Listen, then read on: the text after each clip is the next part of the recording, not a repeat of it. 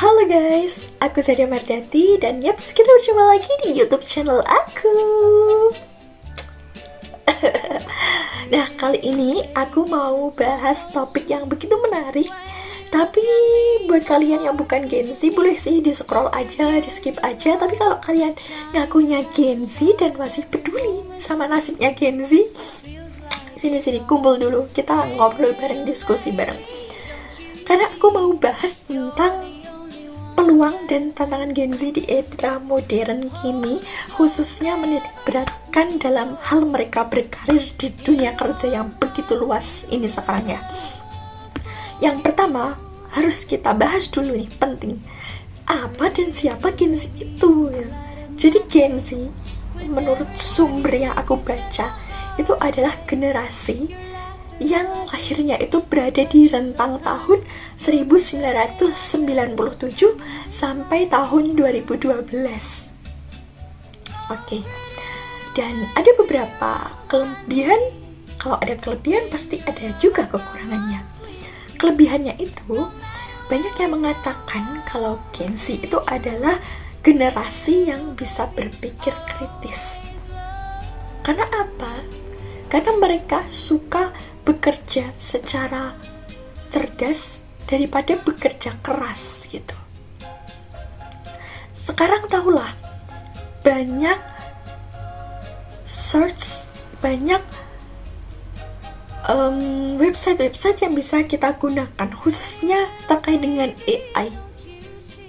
Itu mereka bisa ngerancang plan, bisa lihat peluang dengan cuma kayak lihat jawaban gitu di AI. Mereka tinggal kasih perintah-perintah AI, mereka revisi, udah jadi kelar. Jadi mereka nggak terlalu bekerja keras itu, nggak terlalu banyak mikir gitu. Tapi mereka kritis, teman. Kritisnya di mana? Mereka masih bisa ngoreksi jawaban dari AI buat mereka jadikan work planner lagi gitu. Seumpama mau buat brief, tapi menurut mereka kurang cocok gitu, mereka revisi lagi dengan sedikit akalnya gitu, dengan sedikit informasi yang mereka peroleh. Tapi mereka bisa mengendalikan AI, bukan mereka yang dikendalikan oleh AI. Yang kedua, Gen Z itu adalah sosok yang berpikir kreatif. Jangan salah nih, Gen Z itu ngeselin banget.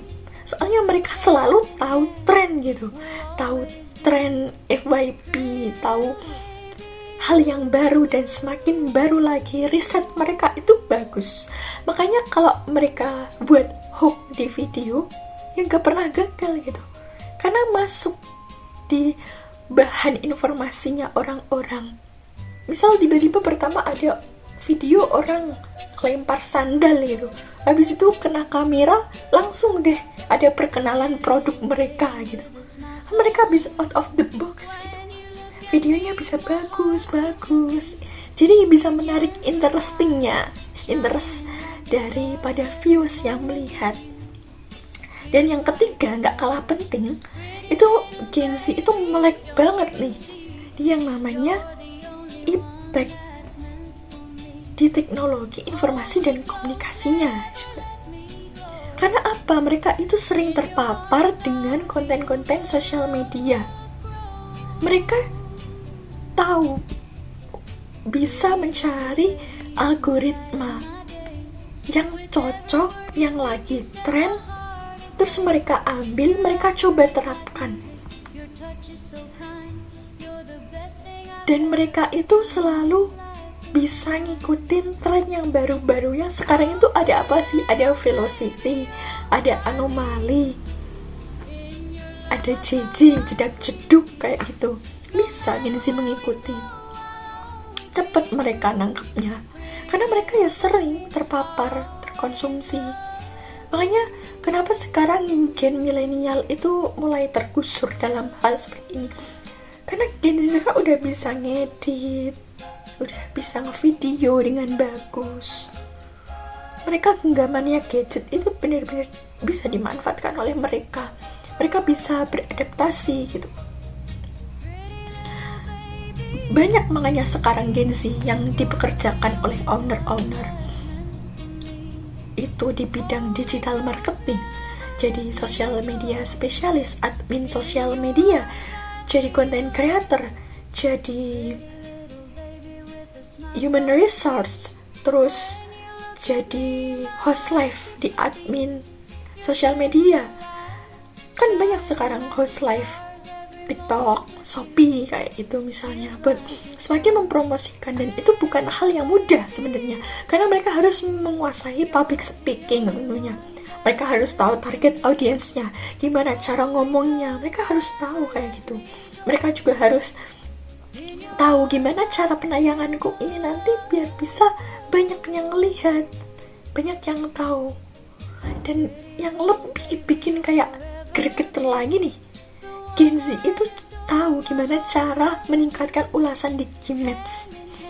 Lewat apa? Lewat mereka mencari evaluasi gitu, membuat evaluasi yang langsung ditanyakan oleh customer, oleh pelanggan, oleh klien.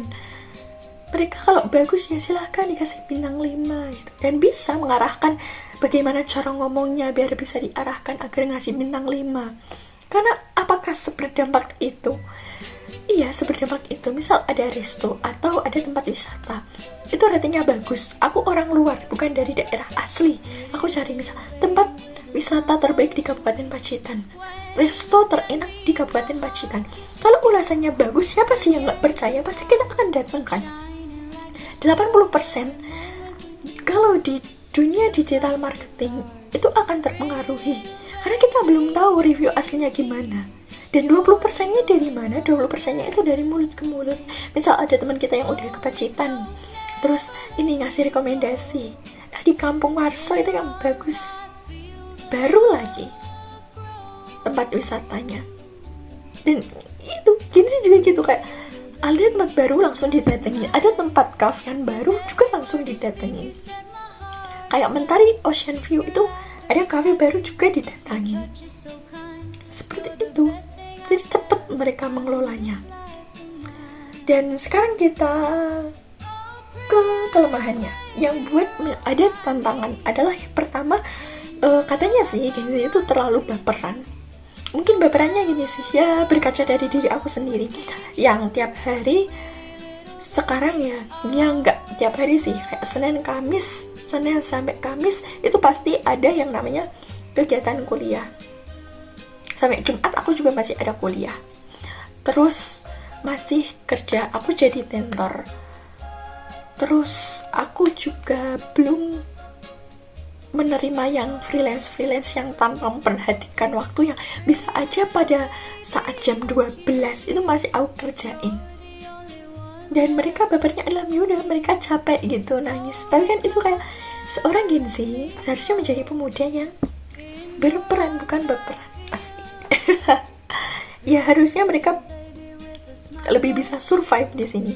Sehingga mereka kadang bisa terlalu larut dalam kesedihan, terus nongki sampai gak tahu batas gitu, yang sampai kebablasan ya.